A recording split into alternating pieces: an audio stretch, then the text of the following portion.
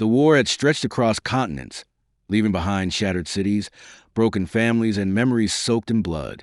Yet here, in the quiet plains of Texas, the distant echo of artillery seemed like a whisper from another world.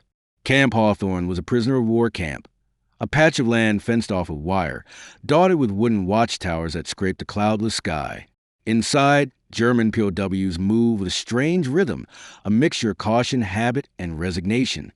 Among them was Karl Meissner, a man whose eyes had witnessed horrors few could comprehend, a medic who attended to dying men while his own hope quietly ebbed away. Karl had been captured in Normandy the previous year. He remembered the chaos vividly, the deafening roar of explosions, men screaming for help, and the unbearable stench of blood and gunpowder. He was just 29, but the battlefield had aged and beyond his years.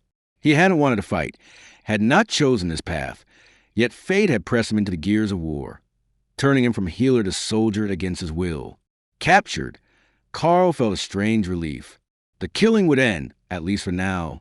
Camp life in Texas was deceptively calm.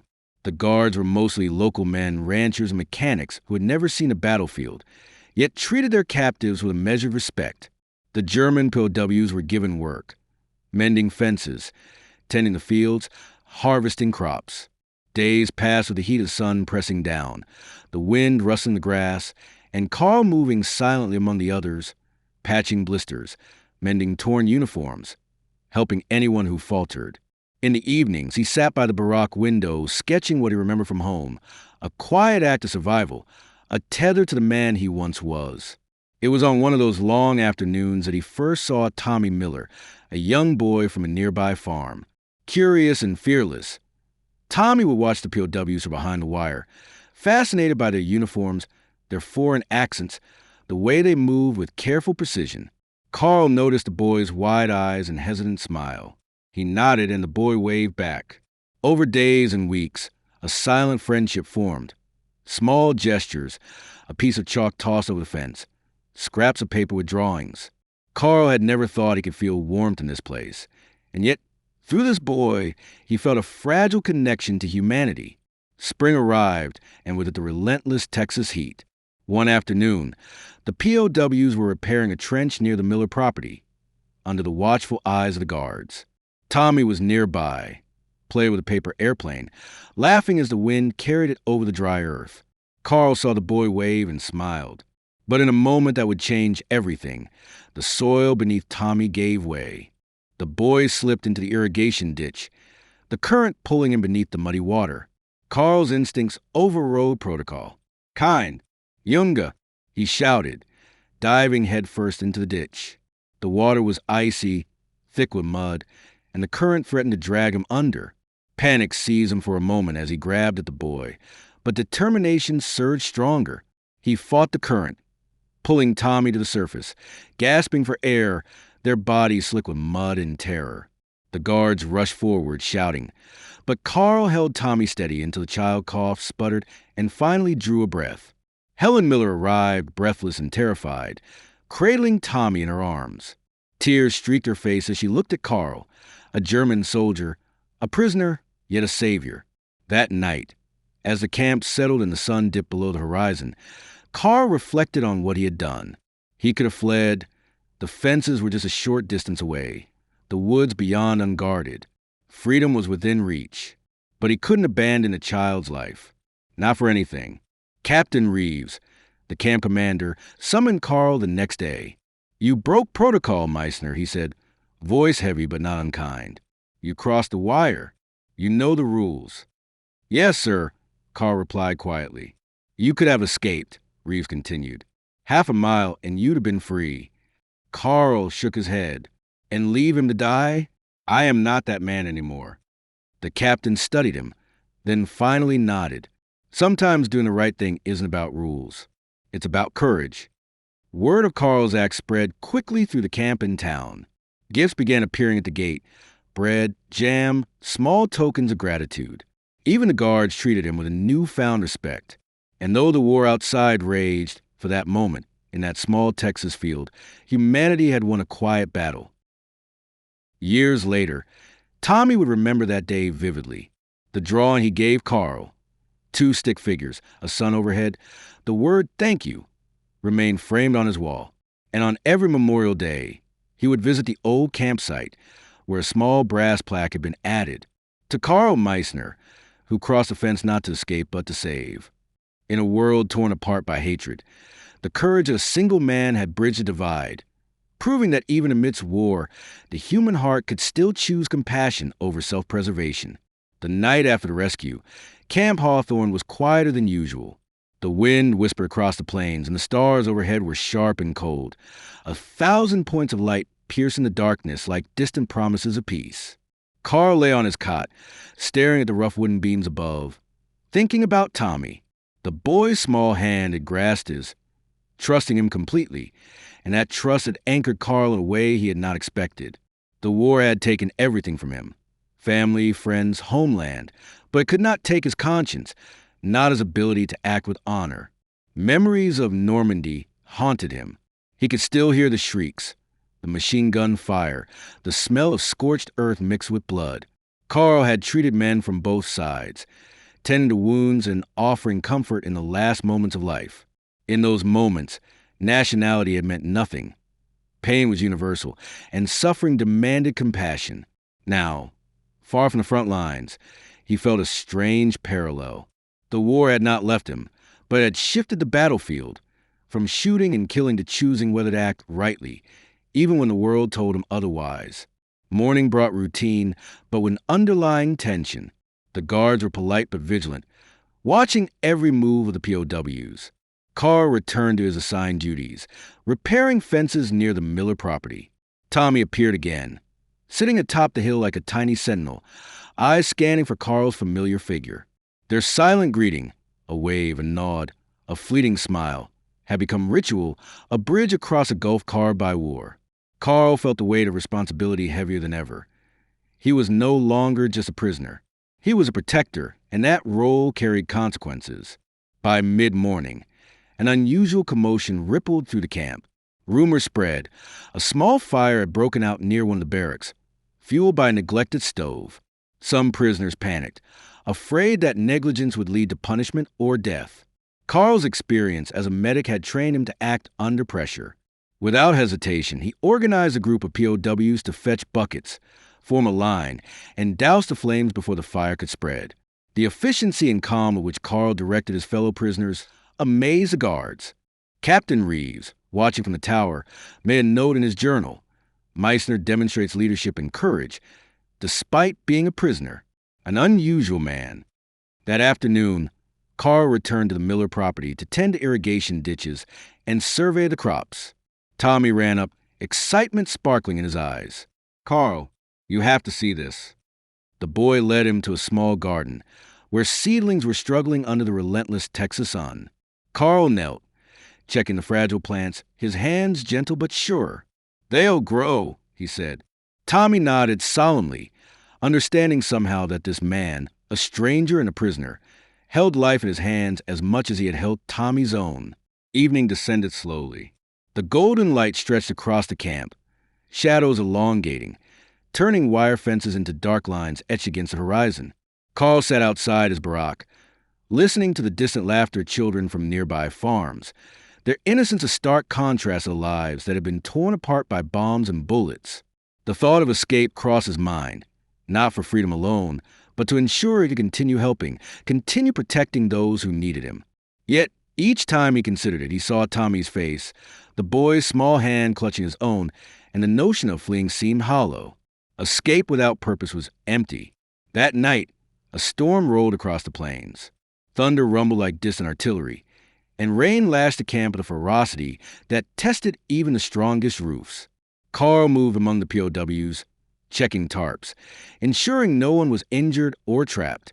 When lightning illuminated the field, he saw Tommy running toward the barracks, soaked to the bone, holding a small dog that had been stranded outside.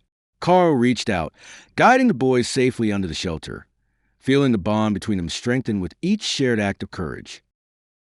In the days that followed, Carl's choice to stay, to act morally rather than seek freedom, began to ripple outward. The guards began trusting him with more responsibility, supervising work details, helping resolve disputes, even assisting in medical care for minor injuries among the prisoners. Meanwhile, the townspeople notice a change. Letters from the Miller family praise Carl's integrity and courage, spreading word of the prisoner who could have run but chose humanity instead. The local newspaper quietly featured a story, careful to avoid political scrutiny, about a German soldier who saved a child. Yet, tension simmered beneath the surface. Not all POWs agreed with Carl's choices. Some saw him as naive, a man soft in a harsh world, too concerned with morality to seize opportunities for freedom. Arguments flared over work, privileges, and the unfairness of confinement. Carl, however, remained calm, a mediator and voice of reason, his reputation for fairness solidifying. In quiet moments, he reflected on the war, on the thousands of decisions that had led him here, and how one small act of courage had transformed a child's life, and perhaps even his own. One night, as the camp lay silent under a full moon, Carl walked to the fence where Tommy often watched him. The boy was sitting there, drawing in the dirt with a stick.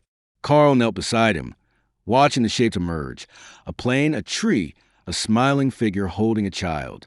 He realized that in this moment, history was not being written in newspapers or battles, but in small gestures of courage, empathy, and moral choice. Carl whispered, "It's not about escaping, Tommy. It's about standing where you are and doing what's right." The boy looked up, eyes wide, and nodded solemnly. Weeks passed, and life at Camp Hawthorne had settled into a fragile rhythm. Yet Carl could sense the tension beneath the routine. War had a way of creeping back in uninvited. Like a shadow at sunset, rumors circulated that the war in Europe was intensifying. News from the front filtered in through letters, whispers, and rare radio broadcasts. Each word a stark reminder that the world beyond the fence remained engulfed in chaos. Carl knew that danger was never far, even in a place as seemingly safe as Texas. One late afternoon, a storm unlike any before rolled across the plains. The sky darkened, lightning flashed, and the first heavy drops of rain fell, drumming on the tin roofs of the barracks. As the POWs scrambled to secure their belongings, a loud cry pierced the chaos. "Tommy." Carl's heart froze. The boy had been playing near the horse stables, inspecting the animals with awe, when a sudden mudslide, loosened by the torrential rain, swept him toward a deep drainage ditch. Without thinking, Carl plunged into the mud-choked waters. The current was swift, threatening to drag both man and child under. The smell of wet earth and decay filled Carl's nostrils as he reached for Tommy, gripping him tightly. He kicked against the mud, muscles straining, lungs burning with the cold, brackish water. Around them, the storm raged, a terrifying symphony of thunder, wind, and rain. Yet through the chaos, Carl's resolve did not waver. He pushed forward, inch by agonizing inch, until they reached a firm patch of land. Collapsing, drenched, and shivering, he pulled Tommy into his arms. By the time the guards arrived, drenched themselves in shouting orders, the worst had passed. Helen Miller ran toward them, her face a mixture of terror and relief. "Carl, you saved him again," she cried. But Carl, exhausted, simply nodded. Escape had crossed his mind fleetingly. The storm provided cover, the fence barely guarded, but again, the image of Tommy, small and terrified in the water, anchored him to his conscience. To flee now would have been to betray everything he believed in. In the following days, Carl's courage became legend within the camp and the surrounding town. Local papers mentioned the German soldier who refused freedom to protect a child, though they did not name him outright. Carl, meanwhile, continued his quiet routine, tending the fields, repairing fences, and quietly acting as a mediator among prisoners. Yet inside, he wrestled with an internal storm. Could one man truly be moral in a world gone mad? Was the act of saving a child enough to counteract the violence he had witnessed and, in some cases, been forced to participate in? The tension escalated when a group of POWs hatched an escape plan. They approached Carl in whispers, promising freedom, safety, and a chance to return to Europe before the war ended. For a fleeting moment, he considered it, the thought of walking to the fields toward the unknown, unguarded and free. But then he thought of Tommy's eyes, the boy's trust, and the cries from the drainage ditch during the storm. Freedom without purpose, without responsibility, was meaningless. Carl refused. He even persuaded the others to abandon their plan, arguing that survival was not just about escaping the camp, but protecting those who could not protect themselves. Meanwhile, the Millers invited Carl into their home for brief meals, small acts of friendship that carried weight far beyond bread and soup. Tommy would sit beside him, chattering about school, farm chores, and the stories of his friends, while Carl listened quietly, offering guidance and small encouragements. Through these moments, he felt a connection to the world he had long thought lost, a world where humanity, trust, and compassion still mattered. Then came the news that the war was reaching a tipping point. Reports of battles in Europe, losses, and gains flooded the camp through radio and letters. Soldiers' faces hardened as they absorbed the gravity of the situation, while Carl remained a quiet presence, a stabilizing force. When guards argued about orders, he mediated. When prisoners despaired, he offered hope. And all the while, the bond with Tommy grew stronger, a tether of innocence and trust that reminded Carl why he had chosen to stay. The ultimate test arrived unexpectedly. One night, an accidental fire erupted in the nearby stables, threatening both the livestock and the barracks. Carl didn't hesitate. He rallied the prisoners, creating a human chain of buckets, dousing flames, and ensuring that no child or animal was harmed. Amid the smoke and chaos, he noticed Tommy standing frozen at a distance. Without thought for his own safety, Carl dashed through the smoke, scooped the boy into his arms, and carried him to safety. By the time the blaze was under control, Carl was scorched, blackened with soot, and utterly exhausted. Yet as he looked into Tommy's tear-streaked face, relief and pride replaced fatigue. That night, as he cleaned himself near the barracks, Carl thought about the choices he had made. The war was not over, but he had made a mark, small yet significant. He had saved a life, upheld his conscience, and chosen humanity over self-interest. For Carl Meissner, the fence surrounding Camp Hawthorne had become not a prison, but a crucible, one that tested courage, morality, and the capacity for compassion in a world that often seemed devoid of it. And somewhere in the quiet Texas night, Tommy slept safely, unaware of the profound impact a single man's decisions had made on his life, a reminder that courage was not only in battlefields abroad, but in small, decisive acts that could ripple across generations. The following weeks brought a tense calm over Camp Hawthorne. The world beyond the fences still raged with the violence of war. Yet within the camp, a quiet rhythm persisted. Carl moved with purpose, performing his duties with precision, tending to both the prisoners' needs and the Miller farm's small demands. But every moment, his mind drifted back to Tommy, to the boy whose trust had shaped every decision Carl had made since arriving. News of the war's progression trickled in. Europe was in chaos. Allied forces advanced slowly, and German defenses crumbled in some regions. The prisoners whispered, fear and hope intermingling in equal measure. Some of Carl's fellow POWs considered escape again, emboldened by rumors that the American front was stretched thin. They tried to tempt Carl, arguing that freedom was within reach. But Carl's decision remained steadfast. Escape, he knew, would abandon the innocent, the boy who had come to rely on him, and the families who had opened their homes in trust. One crisp morning, a threat unlike any before emerged.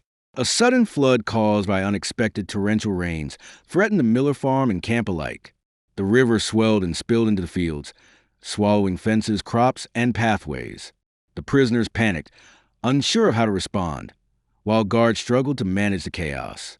Carl, with years of battlefield experience and calm under pressure, took charge. He organized the prisoners into teams, some reinforcing levees, others helping secure livestock, and a small group prepared to evacuate residents if necessary. Tommy ran to Carl's side, holding a small satchel. "Carl, my friend's dog is stuck across the field." The boy's determination mirrored Carl's own courage in past battles. Without hesitation, Carl sprinted through the flooded terrain, scooping the dog from danger and returning it safely to higher ground. The other children watched from windows, whispering prayers of relief. Carl's actions had become more than heroism. They were a demonstration of moral courage that transcended national boundaries. By late afternoon, the floodwaters receded slightly, but the labor had taken its toll. Carl, exhausted and soaked, helped the Millers assess damage to their crops. Tommy remained at his side, eyes wide with admiration and concern. Helen Miller placed a gentle hand on Carl's shoulder. "You've done more for our children than anyone else could," she said softly.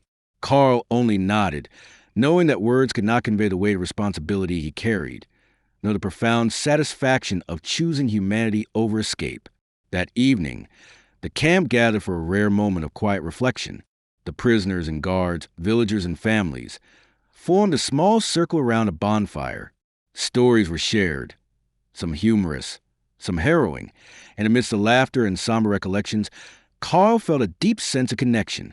Here, in a place marked by conflict and captivity, the simplest acts of courage had reshaped lives, built trust, and forged bonds stronger than steel. As the night deepened, Carl walked the fence where Tommy often sat. The boy climbed onto Carl's shoulders, resting his chin on the taller man's head. "Carl," Tommy whispered, "you could have run any time. Why didn't you?" Carl smiled, the weight of battles and moral choices lifting slightly.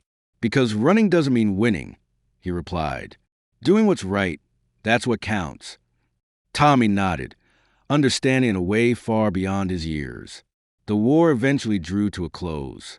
The prisoners at Camp Hawthorne were liberated in orderly fashion, their names recorded, their conduct noted. Carl had opportunities to leave, to return to Germany, yet he remained in the United States, drawn by the bonds he had formed and the lives he had helped preserve. News of his deeds spread quietly but powerfully, a story of honor, courage, and moral clarity that inspired those who heard it. Years later, Carl and Tommy remained in contact. Letters passed between them, stories of farming, family, and life shared across decades. Carl never considered his actions heroic. To him, it was simply the only choice a man could make when faced with responsibility and the lives of innocents.